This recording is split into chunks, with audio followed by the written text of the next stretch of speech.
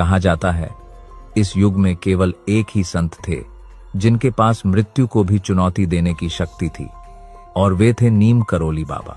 द्वितीय विश्व युद्ध के समय एमईएस के एसडीओ चंद्रशेखर पांडे की पत्नी तेज बुखार से कमजोर होती जा रही थीं और एक दिन उनकी सांसें भी थम गईं। घर में सन्नाटा था, रोने की आवाजें हर तरफ गूंज रही थीं। उधर अनूप शहर में उनके पिता मोतीराम अपने गुरु मौनी बाबा के पास पहुंचे और रोते हुए बोले, गुरुदेव, मेरी बेटी को जीवन दे दीजिए।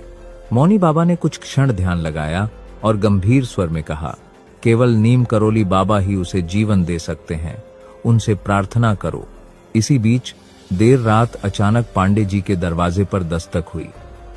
दरवाजा खुला तो सामने एक साधु खड़े थे। उनकी आंखों में अद्भुत तेज था। उन्होंने शांत स्वर में कहा, डरो मत, मुझे अंदर ले चलो, वह अभी मरी नहीं है। घर के सभी लोग हैरान थे। साधु ने कहा, कुछ अंगूर लाओ। उन्होंने अपने हाथों से अंगूर दबाकर रस निकाला और धीरे धीरे उस महिला के मुंह में डाला। कुछ पल तक सबकी सांसें थमी रहीं और फिर अचानक उसकी उंगलियां हिलीं, पलकों ने हलचल की और कुछ ही क्षणों में उसने धीरे धीरे आंखें खोल दी। तभी सभी समझ गए, वह साधु कोई और नहीं। कहा जाता है इस युग में केवल एक ही संत थे जिनके पास मृत्यु को